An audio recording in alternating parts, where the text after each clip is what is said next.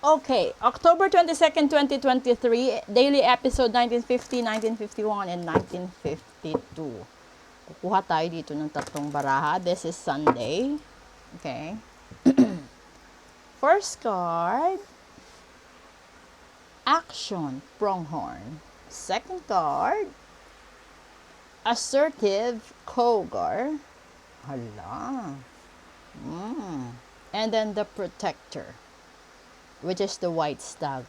Yung lumalabas ngayon, nakakaiba na no? Kakaiba. Kasi sinasabi dito, ito na yung panahon at tamang oportunidad para sa inyo na harapin yung katotohanan, mag-move on kayo with confidence at saka tulungan nyo yung sarili ninyo na makamtan yung sapat na lakas at i-claim nyo sa sarili ninyo na kakayanan nyo para sa larangan ng pagkakaroon ng tagumpay.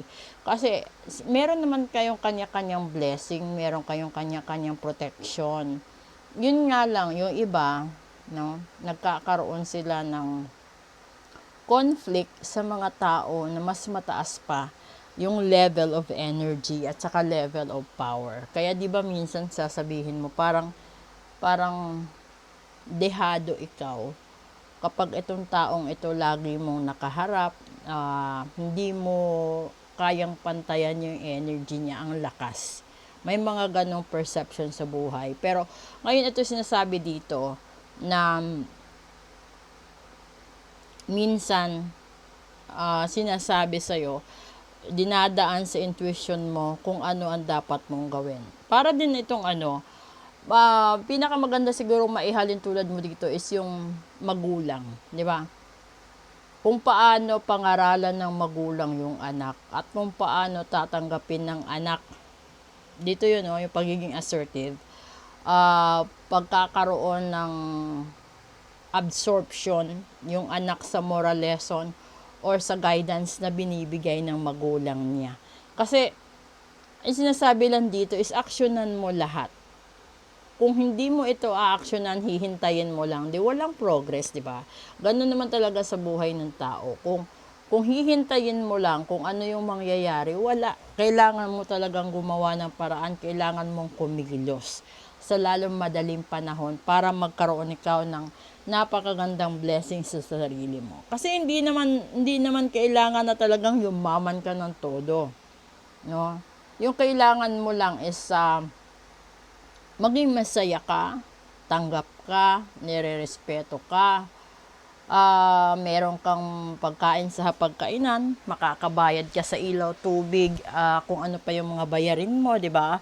At saka, yung pinakamaganda doon is, nakikita mo na lahat ng miyembro ng pamilya is masaya. Tapos, walang nagugutom, kahit papaano nakakatulong ka sa kapwa mo, sa mga kakilala mo, ano pa ba? Kasi yung mga simpleng bagay, yun yung pinakamasaya, yun yung pinakamasarap sa pakiramdam. Hindi ibig sabihin na hindi tayo naghahangad ng maraming pera. Naghahangad tayo siguro ng maraming pera kasi yung iba sa atin walang sariling bahay, walang sariling motor o sasakyan. Tapos yung iba, siguro marami pang bayarin sa mga pending bills nila noon. Pero alam niyo yung pinaka talaga siguro, yung gift siguro na ibibigay sa atin dito is magpasalamat tayo na buo yung pamilya, mahal tayo ng mahal natin, tanggap tayo ng mga tao sa paligid natin, yung nirerespeto ikaw.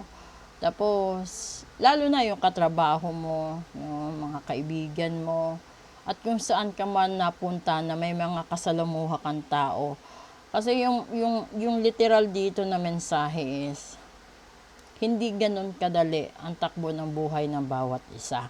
So, may mga tao na tahimik lang, pero alam mo, ando doon yung maraming problema, tahimik lang sila, pero nasasaktan sila. Tahimik sila, hindi nila mailabas kung yung totoong damdamin. Kasi may mga tao din na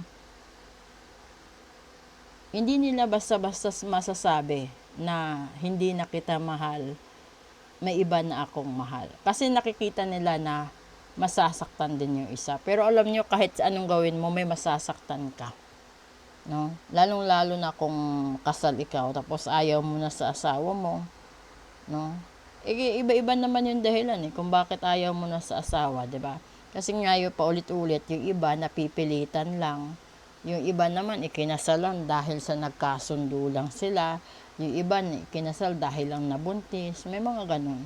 So hindi mo sila masisisi kapag dumating yung panahon na na-realize nila na hindi pala ito yung taong pinakasalan ko, hindi pala ito yung tadhana ko, hindi pala ito yung totoo kong mahal. Kasi ikinasal ka dahil masyado pa kayong bata, wala kayong muwang sa mundo. Ikinasal ka dahil lang sa gusto mong isalba ang kahihiyan. Kahihiyan mo, kahihiyan ng pamilya, ganun. So ngayon, ang dami mong pinagsisisihan sa buhay mo. Kaya kung meron ka mang gustong mahalin pa at meron ka pang pagkakataon, sabihin at gawin mo na, aksyonan mo na bago pa mahuli ang lahat. Kasi wag mo nang antayin na baka mawalan ka na ng lahat. Iiwanan ka ng taong kasama mo ngayon, iiwanan ka din ng taong hinahangad mo. So, proceed tayo sa special episode right after this. Tignan natin kung anong uri ba ng pagmamahal ang dapat at meron. Okay? Thank you!